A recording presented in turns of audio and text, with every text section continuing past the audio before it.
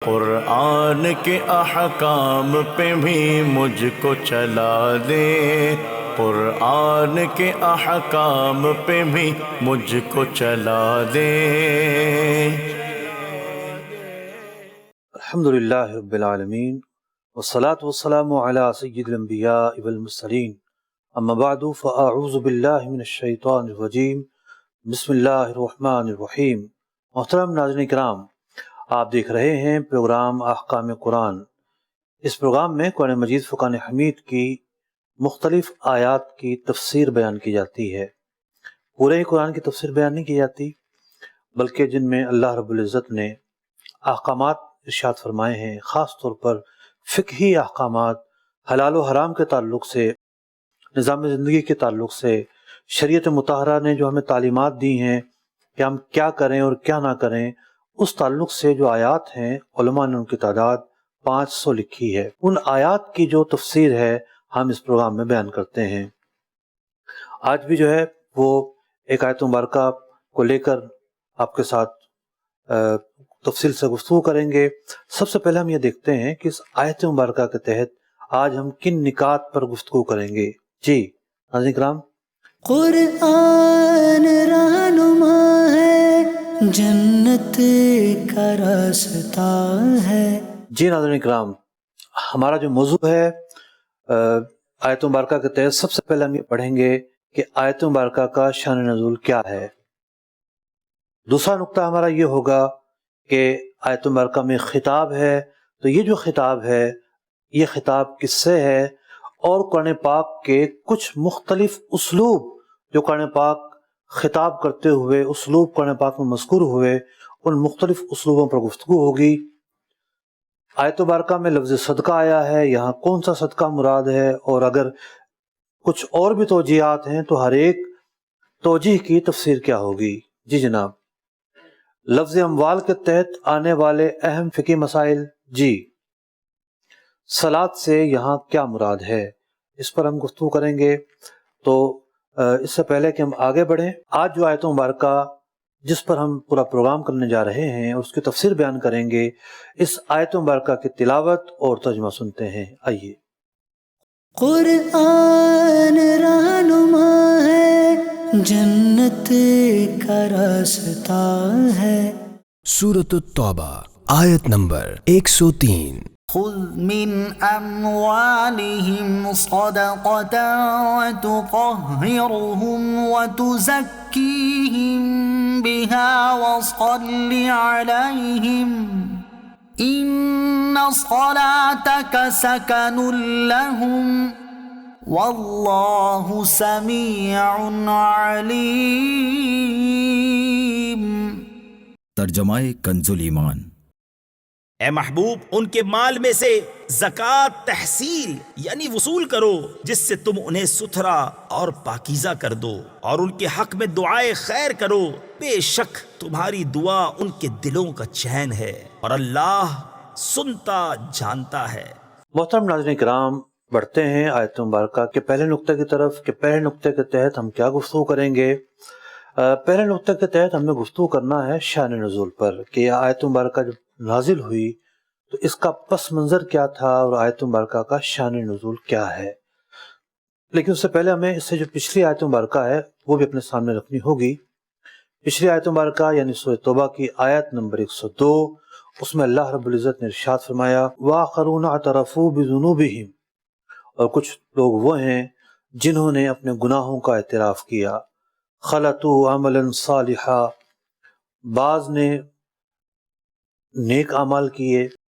نیک اعمال سے مراد یا تو نبی اکرم علیہ الصلوۃ والسلام کے ساتھ غزوہ تبوک میں جانا ہے، یا پھر اس سے مراد یہ ہے کہ غلطی کے بعد اب جو توبہ کی توفیق ہوئی ہے، جو ندامت ہے، یہ بھی ایک نیک عمل ہے۔ وآخر سیئا، اور ان کے جو اعمال مکس ہوئے، کچھ ان سے غلطیاں واقع ہوئیں اور کچھ انہوں نے نیک عمل کیے۔ عسى اللہ ان یتوب علیہم، اللہ رب العزت ان کے توبہ کو قبول کرتا ہے۔ ان اللہ غفور رحیم، بلا شبہ اللہ رب العزت توبہ قبول کرنے والا ہے۔ مختلف مفسرین نے لکھا کہ جب وہ لوگ جو غزوہ تبوک سے جانے سے رہ گئے تھے اور اہل ایمان سے تھے، انہیں بڑی ندامت ہوئی۔ نبی اکرم علیہ الصلوۃ والسلام جب غزوے سے واپس تشریف لائے تو انہوں نے خود کو بارگاہ رسالت میں پیش کر دیا۔ یہ لوگ کتنے افراد تھے؟ حضرت علی رضی اللہ تعالیٰ عنہ سے روایت ہے کہ 10 افراد تھے، اور حضرت عطیہ روایت کرتے ہیں کہ 8 افراد تھے۔ امام ضحاک اور قتادہ نے لکھا کہ 7 افراد تھے، لیکن سب کے سب اس بات پر متفق ہیں کہ ان افراد میں حضرت ابو لبابہ رضی اللہ تعالیٰ عنہ بھی شامل تھے۔ چنانچہ حضرت ابو لبابہ رضی اللہ تعالیٰ عنہ اپنی اس خطا کی بنیاد پر خود کو مسجد نبوی کے ستون سے باندھ لیتے ہیں اور عرض کرتے ہیں کہ نہ میں کھاؤں گا، نہ میں پیوں گا، نہ میں لیٹوں گا جب تک کہ میری توبہ قبول نہ کر لی جائے۔ چنانچہ انہوں نے اپنے آپ کو ایک ستون سے باندھ لیا۔ 7 روز تک یہ وہیں بندھے رہے۔ نبی اکرم علیہ الصلوۃ والسلام نے ارشاد فرمایا کہ جب تک اللہ رب العزت کی طرف سے کوئی حکم نازل نہیں ہوگا میں کچھ نہیں کہہ سکتا۔ بالآخر 7ویں دن یہ بھوک پیاس کی وجہ سے نڈھال ہو کر نیچے گر جاتے ہیں، بے ہوش ہو جاتے ہیں۔ اس پر یہ آیت مبارکہ نازل ہوتی ہے، آیت نمبر 102، کہ اللہ رب العزت نے ان کے گناہ کو معاف کر دیا۔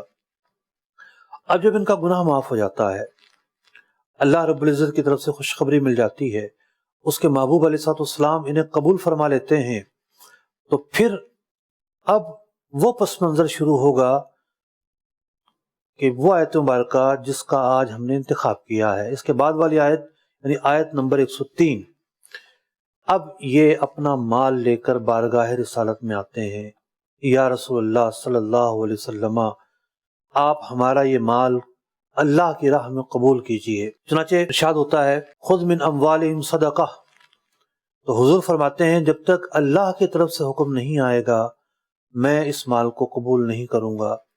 پھر آیت مبارکہ نازل ہوتی ہے کہ اے محبوب علیہ الصلوۃ والسلام خذ، آپ لیجئے، من اموالہم، اپنے مالوں میں سے جو یہ لے کر آئے ہیں ان کو لیجئے، یہ صدقہ دینا چاہتے ہیں، تطہرہم وتزکیہم بہا، یہ جو صدقہ ہے یہ لے کر تم انہیں ستھرا اور پاکیزہ کر دو، وصلی علیہم، اور ان کے لیے دعائے خیر کرو، ان صلاتک سکن لہم، بے شک آپ کا دعا کرنا ان لوگوں کے لیے چین اور قرار کا باعث ہوگا، واللہ سمیع علیم، بلا شبہ اللہ رب العزت سنتا ہے اور جانتا ہے۔ تو محترم ناظرین کرام، ہم نے اس آیت مبارکہ کے شان نزول کے تحت اس بات کو جانا کہ حضرت ابو لبابہ اور ان کے جو ساتھی تھے ان کے تعلق سے یہ آیت مبارکہ نازل ہوئی، اور اس بات کا بھی پتہ چلا کہ یہ اپنی توبہ کے قبول ہونے کے بعد نبی اکرم علیہ الصلوۃ والسلام کی بارگاہ میں حاضر ہوتے ہیں، اور حاضر ہو کر اپنے اموال میں سے کچھ پیش کرتے ہیں۔ جو قرآن پاک کا یہاں اسلوب ہے، یہ اسلوب بتا رہا ہے کہ من اموالہم، من تبعیض کے لیے آتا ہے، یعنی جز بیان کرنے کے لیے آتا ہے، شیئرنگ بیان کرنے کے لیے آتا ہے۔ ان کے مال میں سے کچھ لیجئے، یہ کچھ لے کر آئے ہیں اپنے اموال میں سے، سارے اموال نہیں ہیں۔ اور قرآن نے وصف یہ بیان کیا کہ صدقتاً، کہ یہ جو مال لے کر آئے ہیں یہ مال صدقے کے طور پر لے کر آئے ہیں، تو آپ اس مال کو قبول کیجئے۔ تو نبی اکرم علیہ الصلوۃ والسلام نے اس مال کو اس آیت مبارکہ کے نازل ہونے کے بعد قبول کیا، اور ان لوگوں کی توبہ جو ہے وہ قبول ہوئی۔ اب یہاں ایک اسلوب ہے قرآن پاک کا، وہ اسلوب ہے خطاب کرنا، یعنی قرآن مخاطب ہوتا ہے۔ اب اس خطاب کے اندر بھی چونکہ یہاں نبی اکرم علیہ الصلوۃ والسلام سے خطاب ہے، تو علماء نے مختلف جو ہے اسلوب بیان کیے۔ مثال کے طور پر آیت مبارکہ ہے یا ایھا الذین آمنوا اذا قمتم الی الصلاۃ، اے ایمان والو جب تم نماز کے لیے کھڑے ہونے لگو، تو پھر آگے وضو کا حکم ہے کہ اپنے چہرے کو دھو، اپنے ہاتھوں کو دھو۔ تو یہاں ایک خطاب کیا گیا، اور اس خطاب سے مراد پوری کی پوری امت ہے۔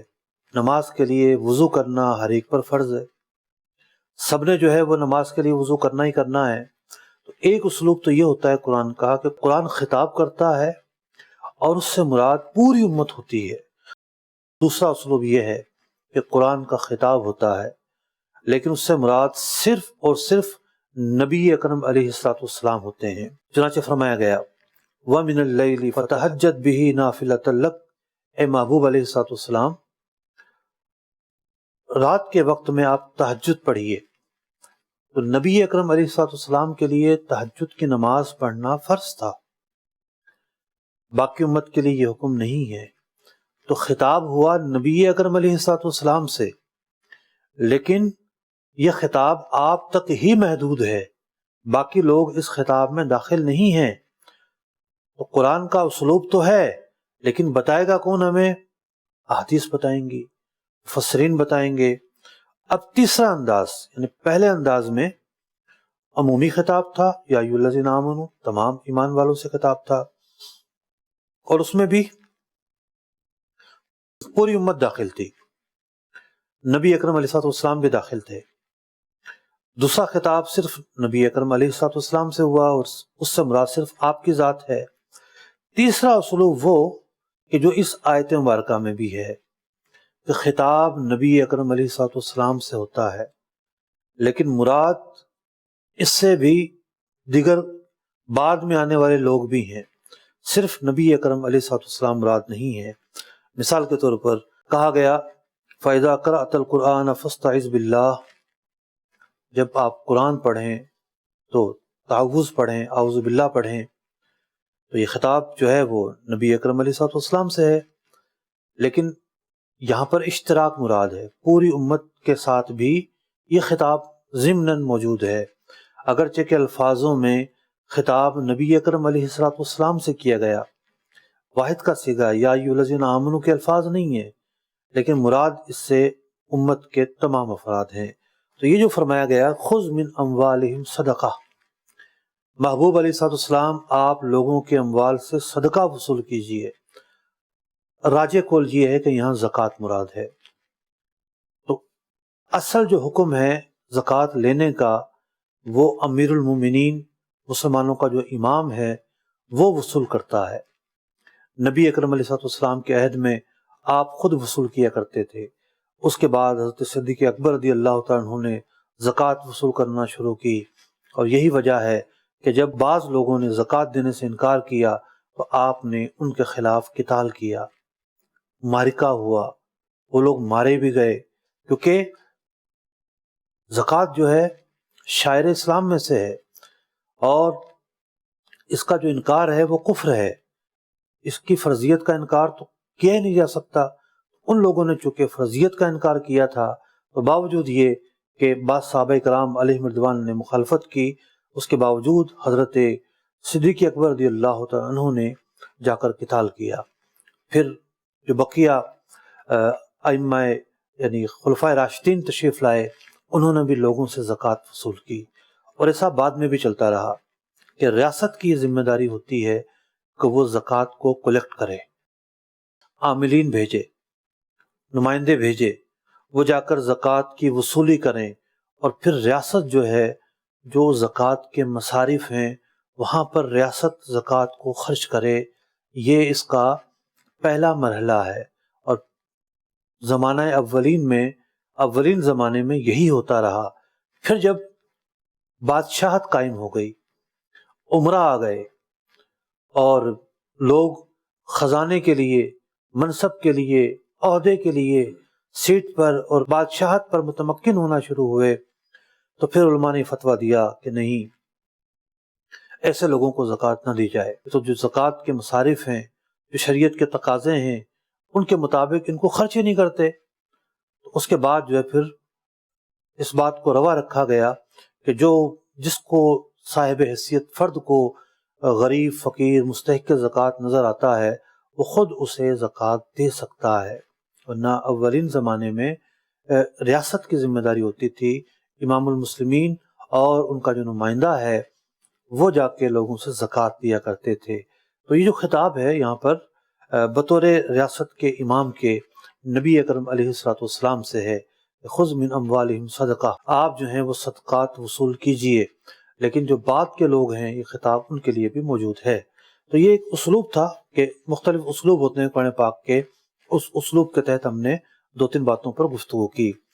اب بات یہ ہے کہ یہاں لفظ صدقہ آیا ہے، اور صدقے سے جو ہے وہ کیا مراد ہے یہاں پر؟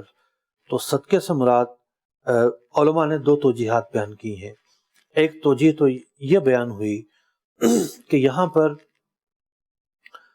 جو پس منظر چل رہا ہے اس پس منظر کے تحت واقعہ تبوک میں، غزوہ تبوک میں جانے سے جو حضرات رہ گئے تھے، جب ان کی توبہ قبول ہوتی ہے تو وہ اس شکرانے کے طور پر کچھ اموال لے کر بارگاہ رسالت میں حاضر ہوتے ہیں، اور یہ نفلی صدقہ تھا۔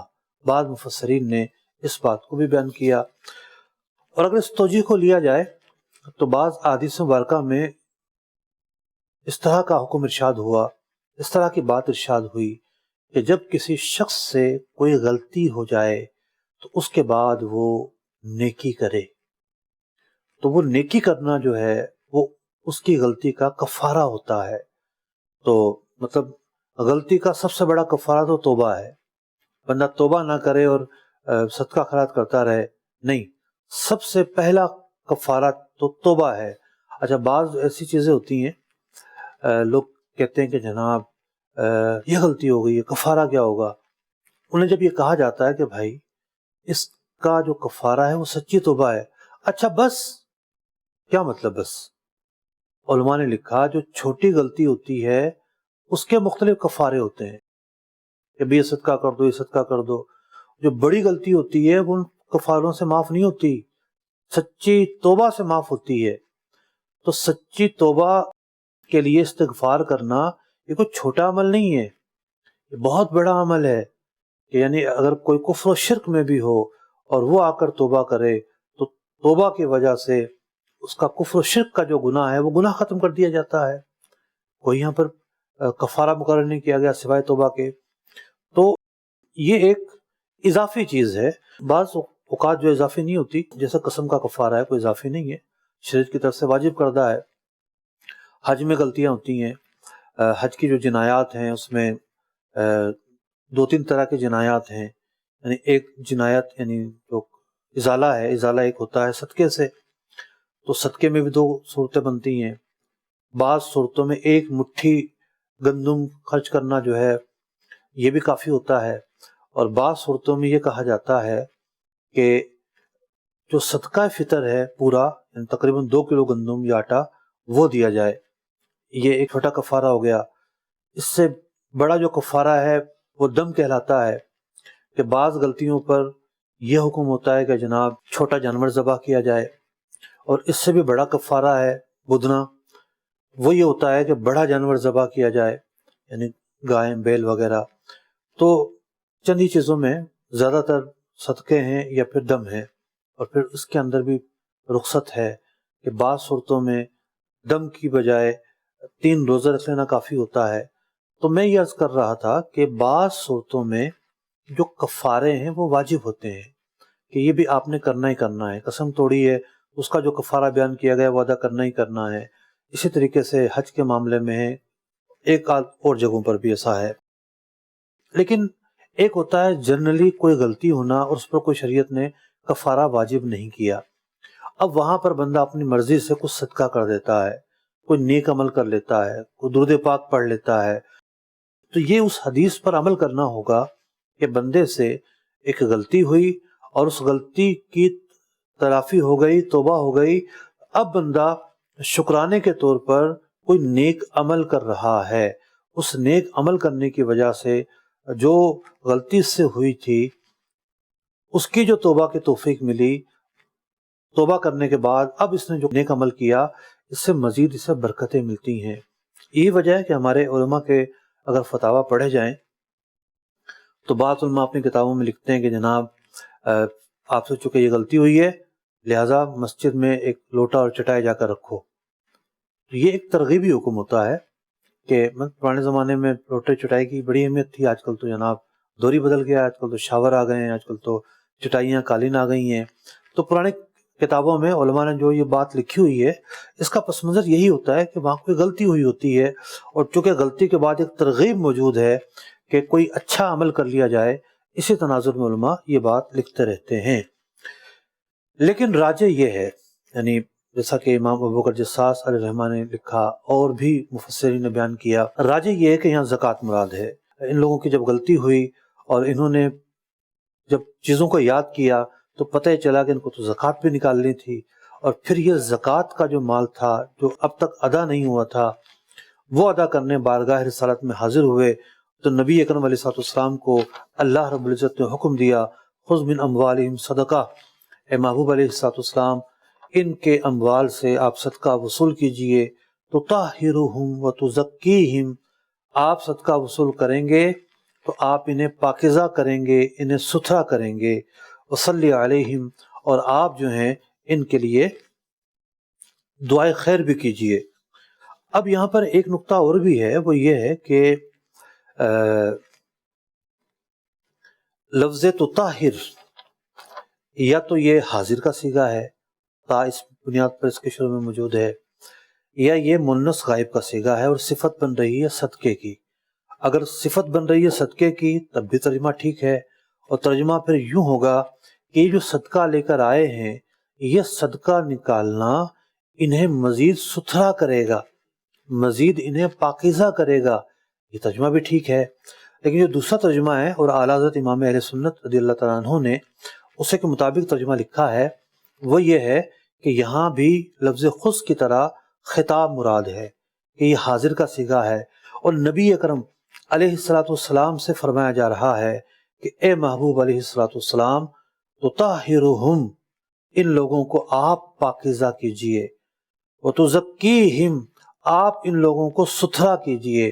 تو نبی اکرم علیہ الصلوۃ والسلام پاکیزہ بھی کرنے والے ہیں، ستھرا بھی کرنے والے ہیں، آپ تو مربی ہیں، یعنی جتنے بھی مشائخ، پیران اعظام، شیوخ کبار، شیوخ اعظام، جو بھی صوفیہ کرام ہیں، لوگوں کی ہدایت کے لیے، لوگوں کی فلاح کے لیے تزکیہ قلوب کرتے ہیں، لوگوں کو نیکی کی طرف لاتے ہیں، وہ سارے کے سارے تو نبی اکرم علیہ الصلوۃ والسلام کے نمائندہ ہیں۔ اصل تو آپ مزکی ہیں، اصل تو آپ مطہر ہیں، حضور علیہ الصلوۃ والسلام کے قلب اطہر سے سارا فیضان جاری ہے۔ تو نبی اکرم علیہ الصلوۃ والسلام کا ایک وصف یہ بھی ہے کہ آپ علیہ الصلوۃ والسلام لوگوں کو ستھرا کرتے ہیں، لوگوں کو پاکیزہ کرتے ہیں۔ اب ان کے جسموں پر کوئی ظاہری نجاست تو لگی ہوئی نہیں تھی، یہاں کیا چیز مراد ہے؟ ایمان تو وہ لا چکے تھے، یہاں مزید روحانی فیض پہنچانا مراد ہے کہ نبی اکرم علیہ الصلوۃ والسلام مزید ان پر رحمت کی نظر فرمائیں۔ آپ کی جو رحمت کی نظر ہے وہ ان کے لیے قرار کا باعث بنے گی، ان کے لیے پاکیزگی کا باعث بنے گی، ان کے لیے ستھرائی کا باعث بنے گی، اور ان لوگوں کا جو مقام اور مرتبہ ہے اس میں اضافہ ہوگا۔ تو ایک تو یہ بات، اور دوسری بات یہ کہ تطہیر کے دونوں معنی مراد لیے جا سکتے ہیں، اس میں کوئی تضاد نہیں ہے۔ اب یہاں پر اس آیت مبارکہ کے اندر فرمایا گیا خذ من اموالہم، اے محبوب علیہ الصلوۃ والسلام ان لوگوں کے جو اموال ہیں ان کو آپ وصول کیجئے۔ اب مال جو ہے، عربی زبان کا لفظ مال جو بھی قابل انتفاع چیز ہوتی ہے اسے مال کہا جاتا ہے، اور بھی اس کی تعریف ہے، یعنی اصل تعریف تو یہ ہے ما یمیل الیہ الطبائع، طبیعتیں جس چیز کی طرف مائل ہوتی ہیں، وہ یمکن ادخارہ ہو، اور اس کا ذخیرہ کرنا ممکن ہو، اسے مال کہا جاتا ہے۔ لہٰذا اگر ایک مٹھی گندم ہے وہ بھی مال ہے، اس کی بھی اہمیت ہے۔ تو بخلاف گندگی کے، پخانے کے، طبیعتیں اس کی طرف مائل نہیں ہوتی، بلکہ اس سے کراہیت آتی ہے، تو یہ مال کی تعریف میں شامل نہیں ہے۔ گوبر پر بھی علماء کا شدید کلام رہا کہ یہ مال ہے یا نہیں ہے، اور آیا جو ہے وہ اسے بیچا جا سکتا ہے یا نہیں بیچا جا سکتا۔ یعنی پرانے زمانے میں تو آگ، گیس تو تھی نہیں، چولہے جو ہے وہ لکڑیوں سے جلتے تھے یا اپلوں سے جلتے تھے، اور جو اپلے ہوتے تھے وہ گوبر سے بنائے جاتے تھے۔ تو بالآخر ما یمیل الیہ الطبائع کی صفت وہاں موجود تھی کہ نہیں، لوگ لیتے ہیں، اٹھاتے ہیں، جمع کرتے ہیں، طبیعتیں مائل ہوتی ہیں، مال کی تعریف پر پورا اترتا ہے، اس بنیاد پر علماء نے اس کی خرید و فروخت کو جائز لکھا ہے۔ پھر لوگوں کی حاجت بھی تھی، تو مال کیا ہوتا ہے اور کیا نہیں ہوتا، ایک بڑی ہی معرکۃ العرا بحث ہے جو کتب فقہ میں کی جاتی ہے، اور آج جو بٹ کوائن ہے اس نے تو یہ بحث مزید بڑھا دی ہے کہ جناب یہ مال ہے یا نہیں، اور مال ہے تو کس درجے کا ہے، کیونکہ مال کی تعریف میں ایک چیز یہ بھی ہے کہ اس کا فزیکل وجود ہو، اور یہ جو جملہ میں نے عرض کیا کہ مال کی تعریف میں ایک جملہ یہ ہے ما یمکن ادخارہ ہو، جس کا ذخیرہ کرنا ممکن ہو، تو جو ڈیجیٹل چیزیں ہوتی ہیں وہ فزیکل وجود نہیں رکھتی، لیکن بہت ساری ڈیجیٹل چیزوں کو علماء نے مال کے حکم میں شامل کیا ہے۔ یہی وجہ ہے کہ ہم ڈیجیٹل سروسز استعمال کرتے ہیں، ہم ویب ہوسٹنگ کرتے ہیں تو وہ اس کا کرایہ ادا کرتے ہیں، اگر کوئی کمپنی ای میل سروس لیتی ہے تو اس کا وہ معاوضہ ادا کرتی ہے۔ تو بہت سارے ڈیجیٹل جو چیزیں ہیں مال کے حکم میں ہیں، اور بٹ کوائن میں اصل ایشو یہ نہیں ہے کہ وہ مال ہے یا نہیں ہے۔ اگر لوگ اسے قبول کرنا شروع کر دیں گے تو مال ہونے یا نہ ہونے کی بحث اتنی زیادہ نہیں رہے گی، اور ہم نے اس چیز کو بنیاد بھی نہیں بنایا جس کو ہم نے ناجائز کہا ہے۔ ہم نے ناجائز کہا ہے اس کے غرر پر مشتمل ہونے کو، کہ اس میں غرر کا عنصر، انسرٹنٹی جو ہے اور ایک کنفیوژن جو ہے یہ بہت زیادہ ہے۔ آپ نے کیا خریدا، کیا تھا، کتنے خریدا، اتنا زیادہ اپ ڈاؤن موجود ہے، وہ سارا خزانہ آپ کا ایک کوڈ میں جمع ہے، اور اس کے بھی پاسورڈ اتنی مرتبہ ٹرائی کریں گے تو وہ گیا کام سے جناب، کسی کے بھی ہاتھ میں نہیں آئے گا۔ خود بٹ کوائن کے رولز یہ کہتے ہیں 51% پاور جس کے پاس آ جائے گی کسی کے بھی والٹ خالی کر سکتا ہے۔ تو یوں غرر کا جو عنصر ہے، پھر ہیک ہونا اور اس طرح کے بہت سارے جو ایشوز جمع ہو گئے مل کر، تو غرر کا جو ایشو ہے اس کو بنیاد بناتے ہوئے ہم اس کے عدم جواز کے قائل ہیں، اس کو جائز نہیں کہتے، بچنا چاہیے، بچنا یعنی ضروری ہے۔ تو بات ہو رہی تھی مال پر، تو مال تو یعنی ساری جو چیزیں جن کو ہم خریدتے ہیں بیچتے ہیں ساری مال ہیں، تو کیا زکوٰۃ، جو کہ ہم نے شاید کا جو مختار معنی لیا ہے، جو راجح تفسیر لی ہے وہ یہ لی ہے کہ یہاں پر زکوٰۃ وصول کرنا مراد ہے۔ نبی اکرم علیہ السلام کو یہ حکم دیا گیا کہ آپ ان کے اموال سے قبول کیجئے، تو کیا زکوٰۃ ہر مال پر ہوتی ہے یا تو مطلق مال کا لفظ آیا ہے؟ تو اگر ہم احادیث کو چھوڑ دیں گے تو پھر عمل کیسے ہو پائے گا؟ احادیث ہماری رہنمائی کرتی ہیں، چنانچہ نبی اکرم علیہ السلام نے ایک حدیث مبارکہ میں ارشاد فرمایا لیس علی المسلم فی عبدہ ولا فرسہ صدقہ، بخاری اور مسلم کی حدیث ہے کہ پیارے آقا علیہ السلام نے ارشاد فرمایا کہ بندہ کسی غلام کا مالک ہے اس پر زکوٰۃ نہیں ہے، بندہ گھوڑے کا مالک ہے اس پر زکوٰۃ نہیں ہے۔ تو پتہ یہ چلا کہ ہر مال پر زکوٰۃ نہیں ہوتی۔ اسی طریقے سے ایک اور روایت ہے، حضرت ابن عمر رضی اللہ تعالیٰ عنہ راوی ہیں، کہتے ہیں کہ لیس فی الارض زکوٰۃ، جو سامان ہوتے ہیں، عروض کہتے ہیں گڈس کو، تو جو سامان ہے اس پر زکوٰۃ نہیں ہے الا ان یراد بہ التجارہ، ہاں اگر تجارت کی نیت موجود ہے تو اس پر زکوٰۃ ہوگی۔ تو پتہ یہ چلا کہ اموال کی ایک تقسیم بندی ہے۔ سونے جو چاندی کی زکوٰۃ ہے اس کا حکم تو خود قرآن نے بیان کیا ہے، سونا، چاندی اور مال تجارت، یہ تین جو بنیادی چیزیں ہیں ان پر زکوٰۃ ہے۔ اور اب چونکہ کاغذی کرنسی آ چکی ہے، اس نے سونے چاندی کی جگہ لی ہے، سونا چاندی کی اپنی اہمیت موجود ہے، اس میں کوئی شک نہیں ہے، لیکن اب جو کرنسی ہے یہ بھی سونے چاندی کے حکم میں ہے۔ تو زکوٰۃ جو ہے وہ 5 چیزوں پر ہے، سونے پر، چاندی پر، کرنسی پر، وہ پاکستانی کرنسی ہو، ڈالر ہو، ریال ہو، پاؤنڈ ہو، کسی بھی طرح کی کرنسی ہو، اس پر زکوٰۃ ہوگی۔ مال تجارت پر، جو بیچنے کی نیت سے خریدا ہے، آپ نے فلیٹ خریدا ہے، آپ نے گھر خریدا ہے، آپ کا شو روم ہے، آپ بیچنے کے لیے گاڑی خریدتے ہیں، یا شو روم نہیں آپ چلتے پھرتے کام کرتے ہیں، آپ نے گاڑی بیچنے کی نیت سے خریدی ہے، تو یہ مال تجارت ہو جائے گی۔ لیکن جو آپ کے استعمال کی چیزیں ہیں، جو آپ کا ذاتی گھر ہے، جو استعمال کی گاڑی ہے، جو آپ کی چیزیں کرائے پر چل رہی ہیں، یہ چونکہ بیچنے کے لیے نہیں ہیں، اس بنیاد پر ان چیزوں پر زکوٰۃ نہیں بنے گی۔ جو چوتھی چیز ہے سونا چاندی کرنسی مال تجارت، پانچویں چیز ہے پرائز بانڈ۔ پرائز بانڈ کو ہم اس کے تحت بھی شامل کر سکتے ہیں، مال تجارت کے تحت بھی۔ اور ایک چھٹی چیز الگ سے بیان کی گئی، وہ بیان کی گئی مخصوص جانور، چرائی کے جانور، سال کا اکثر حصہ جن کو آپ جنگل میں چراتے ہوں، خرید کر گھاس نہ ڈالنی پڑتی ہو، سائمہ جانور کہا جاتا ہے انہیں، ان جانوروں پر جو ہے وہ زکوٰۃ۔ تو یہ 5 سے 6 چیزیں وہ ہوئیں جن پر زکوٰۃ ہے، 7ویں کوئی بھی چیز نہیں ہے۔ تو پتہ ہی چلا کہ قرآن پاک کی یہ جو آیت مبارکہ ہے، اس میں جو اموال کا لفظ آیا ہے، اس اموال کے لفظ کے بیک گراؤنڈ میں کتنی بحث ہے، کتنی عرق ریزی ہے، کتنی علماء کے تشریحات ہیں، کتنی تفصیل ہے۔ ان ساری تفصیل کو جانے بغیر قرآن کی تفسیر کیسے ممکن ہو سکتی ہے؟ ان ساری چیزوں کا جاننا بلا شبہ بہت اہم ہے ہمارے لیے۔ اگلے نقطے کی طرف چلتے ہیں۔ اگلے نقطے میں اللہ رب العزت ارشاد فرما رہا ہے، اے محبوب علیہ الصلوۃ والسلام وصلی علیہم۔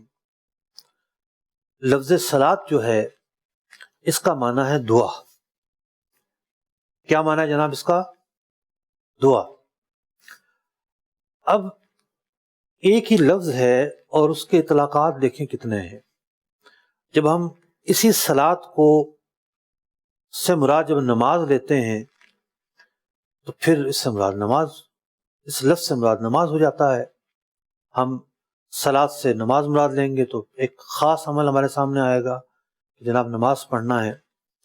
یہی جو صلاۃ ہے یہ درود پاک کے لیے بھی آتا ہے، تو وہاں ہم نبی اکرم علیہ الصلوۃ والسلام پر درود و سلام پڑھنا مراد لیتے ہیں۔ یہی جو صلاۃ ہے صرف اور صرف دعا کے معنی میں بھی آتا ہے۔ اس کا جو لغوی معنی ہے وہ دعا ہی ہے۔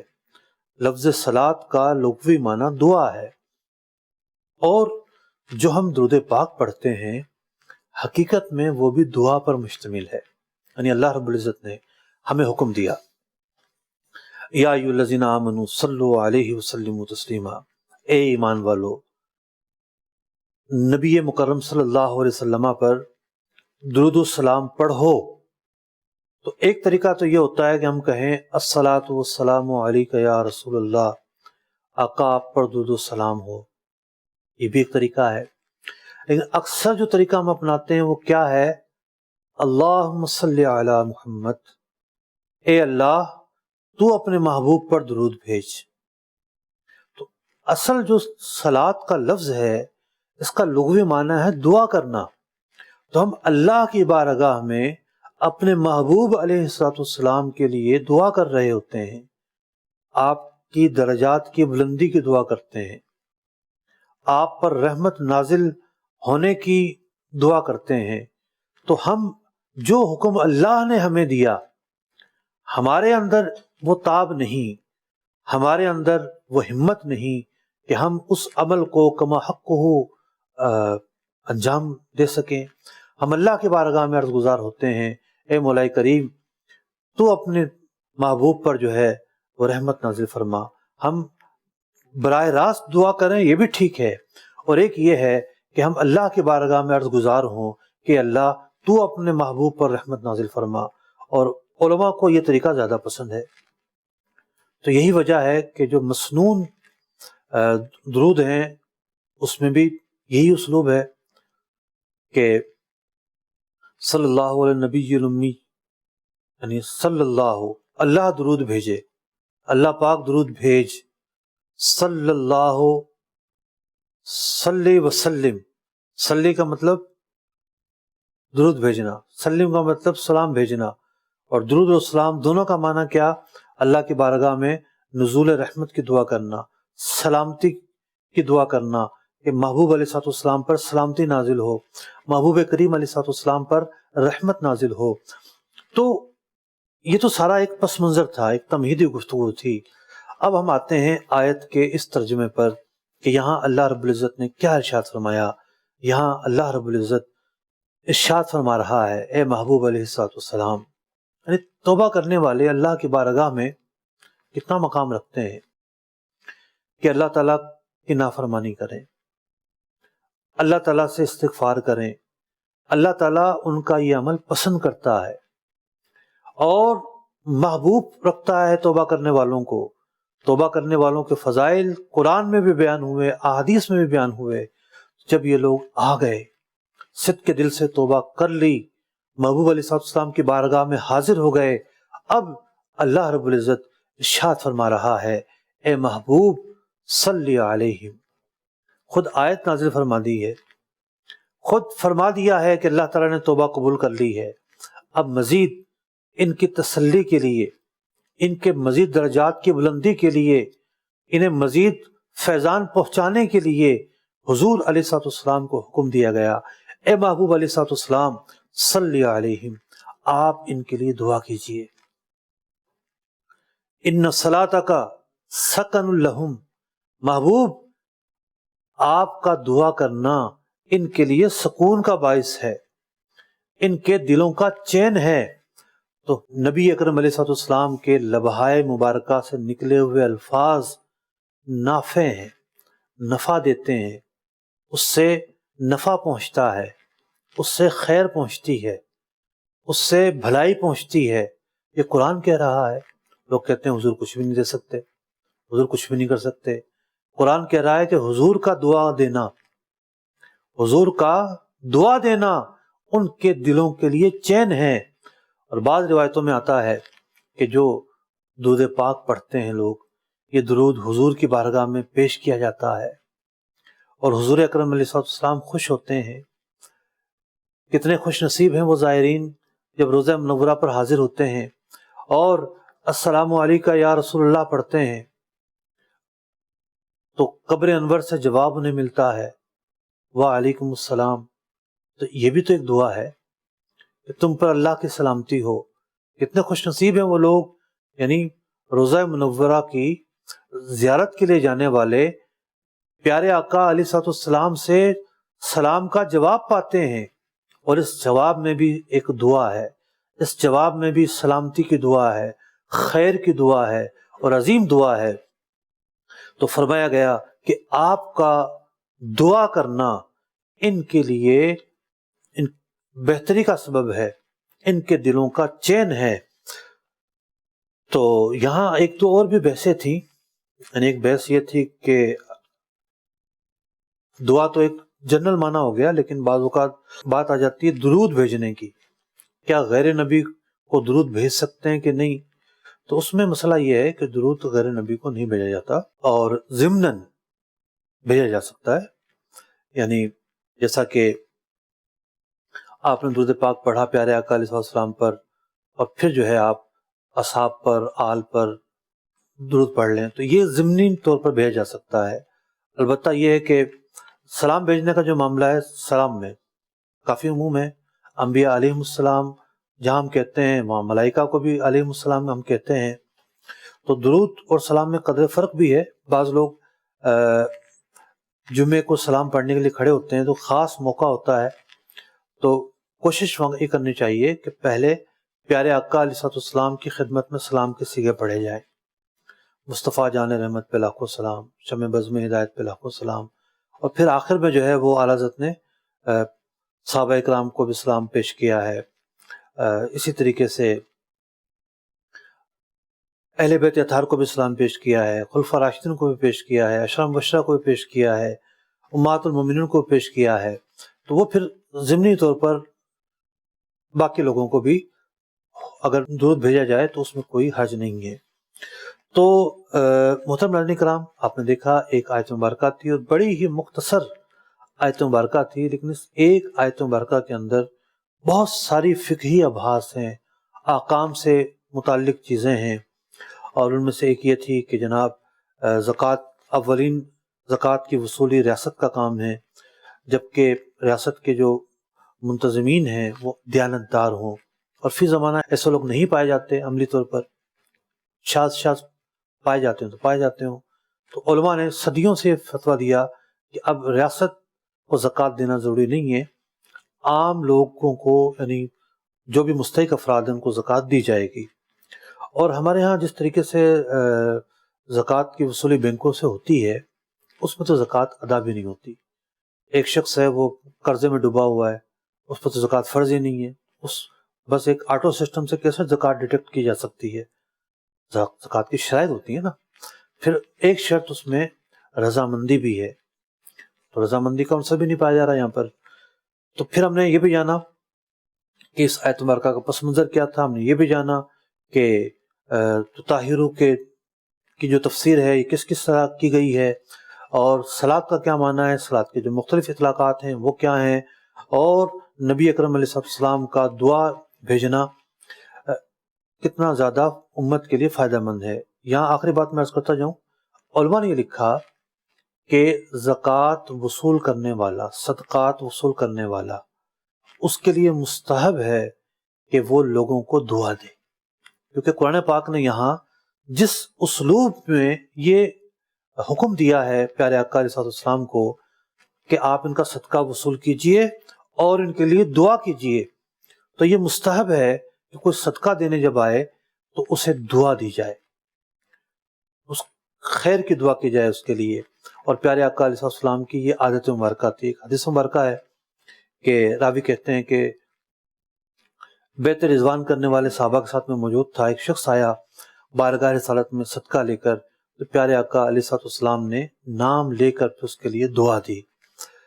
یہ تو خاص صدقے کے ساتھ معاملہ خاص تھا، لیکن آپ کے ساتھ جب بھی کوئی احسان کرے، جب بھی کوئی بھلائی کرے، آپ بول دیتے ہیں تھینک یو۔ تھینک یو شکریہ کے الفاظ تو ہیں، لیکن تھینک یو بولنے میں دعا شامل نہیں ہے۔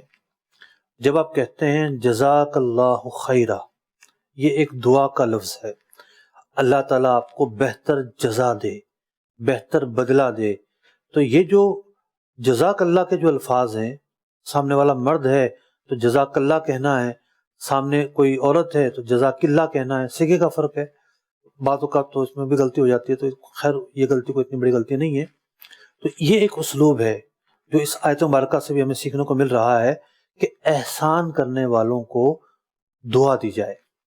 تو اللہ رب العزت سے دعا ہے کہ ہمیں جو ہے وہ ان تمام باتوں پر جس کی آج ہم نے تشریح سنی پر عمل کرنے کی توفیق عطا فرمائے۔ آمین بجاہ النبی الامین صلی اللہ تعالی علیہ وسلم۔ قرآن کے احکام پہ بھی مجھ کو چلا دے، قرآن کے احکام پہ بھی مجھ کو چلا دے،